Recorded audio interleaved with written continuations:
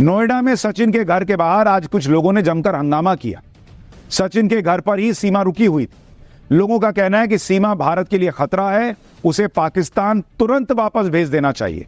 पाकिस्तानी सीमा हैदर के कितने रूप हैं? पाकिस्तान के कराची में रहने वाली आम महिला, पाकिस्तान से सऊदी अरब और नेपाल होते हुए भारत आने वाली शातिर महिला, भारत में अपने प्रेमी सचिन के घर में भारतीय रूप में एक मासूम महिला। कौन है सीमा? इनमें से सीमा, असली सीमा कौन है? सीमा की पहेली अब धीरे धीरे खुलने लगी। एंटी टेररिस्ट स्क्वाड यानी एटीएस की जांच और आईबी से जो इनपुट मिल रहे हैं वो बता रहे हैं कि सीमा हैदर कोई साधारण महिला नहीं है। सीमा के कितने राज हैं ये आपको बताऊंगा, लेकिन पहले ये देखिए कि वो सीमा जिसके भारतीय अंदाज की लोग तारीफ कर रहे थे, नोएडा में जहां सीमा रह रही थी वहां के लोग उसे भाभी भाभी कहते थे, लेकिन जैसे ही सीमा पर पूछताछ हुई, खुलासे होने लगे तो लोगों की राय कैसे बदलने लगी। नोएडा में सचिन के घर के बाहर आज कुछ लोगों ने जमकर हंगामा किया। सचिन के घर पर ही सीमा रुकी हुई थी। लोगों का कहना है कि सीमा भारत के लिए खतरा है, उसे पाकिस्तान तुरंत वापस भेज देना चाहिए। सुनिए आज सचिन के घर के बाहर क्या हुआ। बिना पासपोर्ट, बिना रास्ते के आइए गलत, ये तो इसमें मुकदमा चलेगा ही चलेगा। अब और जो है अगर जांच हो ही रही है इस पे, आगे तो इस पर परेशानी है ही। वो बहू नहीं है, इधर की बहू होती है तो जहाँ रहती होती और शादी ब्याह होता, वो तो यहाँ पर अपने अनलीगल तरीके से सीमा पार करके आई है। उसे हम चाहते हैं वापस भेज दे पाकिस्तान। बिल्कुल, सीमा अपने पाकिस्तान में ही रहना चाहिए, वो वही अच्छी लगेगी, हिंदुस्तान में नहीं। ये खतरा है, सीमा नहीं है जी, ये हमारे देश के लिए खतरा है।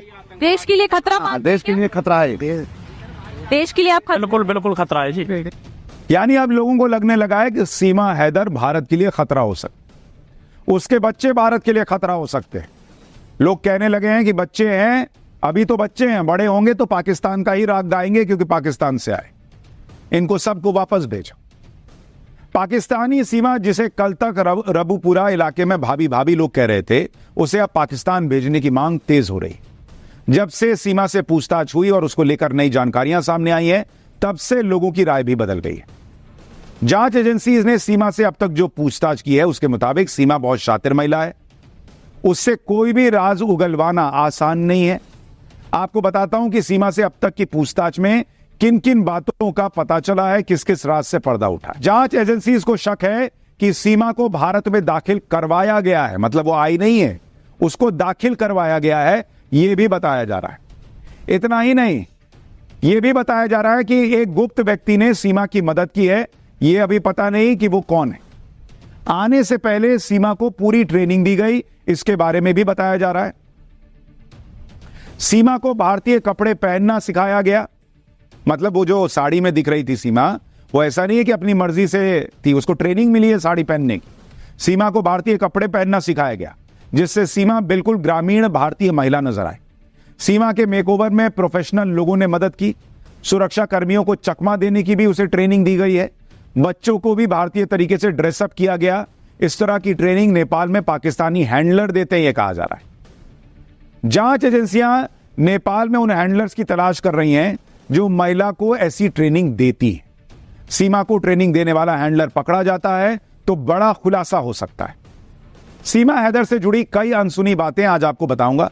एटीएस ने क्या खुलासा किया वो भी बताता हूं, लेकिन पहले कराची लेकर चलता हूं, जहां सीमा का दावा है कि वो रहा करती थी। कराची का ये जो आप घर देख रहे हैं, यही वो घर है जहां सीमा रहती थी। कराची के इस इलाके को धनी बख्श कोट कहते हैं। यहां एक कमरे के मकान में सीमा रहती थी। फिलहाल इस घर में ताला लगा हुआ है। सीमा के बारे में पूछताछ करने पर पड़ोसियों ने जो बताया वो आपको सुनाता हूं। सीमा के पाकिस्तानी पड़ोसियों का कहना है कि सीमा आजाद ख्याल की लड़की थी और उससे मिलने कई लोग आते थे। तो 3-4 साल हम देख रहे थे, ठीक है। यहाँ पे जिससे ही पूछेंगे ना, सबको सब पता है, लेकिन यार कुछ सामने आके बात करने नहीं जाता, क्योंकि औरत जाते हैं, हमारे सामने औरत की इज्जत करते हैं, ठीक है। उनके घर में भी लोग आते जाते थे एनी टाइम, जब भी देखो। लेकिन ये क्या कहना, यार अच्छा नहीं लगता कि यार किसी जगह हम पूछें यार आप क्या कर रहे हो, ठीक है। हम तो आए तो सामान थोड़ा पड़ा हुआ था, फिर वो कोई लड़का आया था, वो सामान ले गया था। हमने तो अभी तो पता नहीं चलाना एजेंट दिया क्या थी, लेकिन यहाँ पे जो पहले देना तो आती जाती थी, बहुत पर मिलती फिरती तो हम इसको देखते रहती थी, लेकिन अंदर का पता नहीं कि वो एजेंट क्या कर रही, क्या नहीं कर रही। यानी पाकिस्तान में भी लोगों को लग रहा है कि सीमा की कहानी में कुछ तो गड़बड़ है, और इसी की जांच भारत में केंद्रीय जांच एजेंसियों के साथ यूपी एटीएस भी कर रही। यूपी एटीएस की जांच में तो और भी चौंकाने वाली बातें निकल कर आई। एटीएस ने सीमा से जो सवाल पूछे हैं वो आपको बताता हूं। क्या किसी ने इंटरनेट चैटिंग में सावधानी बरतने के लिए कहा था? यह सीमा से पूछा गया। सीमा इतनी शुद्ध और साफ हिंदी कैसे बोल लेती है, उससे यह भी पूछा जा रहा है। सीमा को हिंदू रीति रिवाजों के बारे में कैसे पता चला? इन सवालों के जवाब में सीमा ने कोई साफ जवाब नहीं दिया। वो बातों को गोल गोल घुमाती रही, यह बताया जा रहा है। सीमा से पूछताछ में यह भी पता चला कि वो भारत में कहां से दाखिल हुई। यूपी पुलिस के मुताबिक 10 मई को सीमा हैदर अपने बच्चों के साथ पाकिस्तान से दुबई पहुंची। उसके बाद 11 मई को दुबई से काठमांडू चली गई। काठमांडू से सीमा ने बस पकड़ी और शाम तक नेपाल के पोखरा में आई। सीमा ने पोखरा में ही एक होटल में रात गुजारी। उसके बाद 12 मई को सुबह पोखरा से बस पकड़ती है और बस से ही उत्तर प्रदेश के सिद्धार्थनगर में रूपंदेही खुनवा बॉर्डर से भारत में दाखिल हो जाती है। फिलहाल सीमा हैदर की जांच चल रही है और कहा जा रहा है कि सीमा को गिरफ्तार भी किया जा सकता है। उत्तर प्रदेश के ADG law and order Prashant Kumar ने कहा है कि अभी कुछ कहना जल्दबाजी होगी। यह मामला 2 देशों से जुड़ा हुआ है। क्या पाकिस्तानी जासूस या संदिग्ध क्या लग रहा है? नहीं, अभी इतनी जल्दी ये मामला 2 राष्ट्रों के बीच जुड़ा हुआ है। इसमें जब तक पर्याप्त साक्ष्य नहीं मिल जाते कुछ भी करना उचित नहीं। किस बिंदु पर जांच हो रही? क्या नहीं, वो तो जब एक बार वो जेल जा चुकी है, उसके बाद बेल पे है। अब उसके बाहर भेजने की जो विधिक प्रक्रिया है उस हिसाब से कार्रवाई चल रही है। बाहर भेजा जाएगा सब वापिस दिया जाएगा। तो इसके लिए पहले से कानून तय है, उस हिसाब से कार्रवाई, कानून अपना काम। सीमा से पूछताछ के बाद यूपी पुलिस ने एक नोट भी जारी किया है जिसमें सीमा और उसके पाकिस्तानी पति गुलाम हैदर के बारे में जानकारी। इसके मुताबिक सीमा को पाकिस्तान में किसी चीज की कमी नहीं थी। सीमा का पति गुलाम हैदर 2019 में काम के लिए सऊदी अरब गया था, यह बताया जाता है। यानी उसका पति जब 2019 में गया, उसके बाद से उसने पत्नी को कोई कमी नहीं होने दी, सऊदी अरब में रहा और वहां से पैसे कमाकर भेजता रहा। गुलाम हैदर हर महीने सीमा को 70 से 80 हजार रुपए भेजता था। सारे खर्चों के बाद सीमा हर महीने 20 से 25 हजार रुपए की बचत कर लेती थी, यह भी कहा जा रहा है।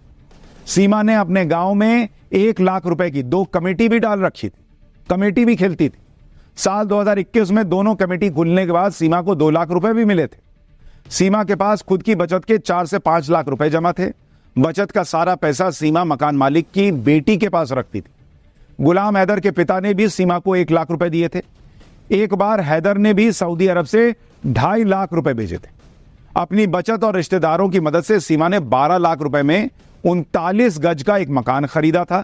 जनवरी 2022 में सीमा ने यही मकान 12 लाख रुपए में बेच दिया और कहती है कि इसी के पैसे से वो भारत आ गई सचिन से मिलने।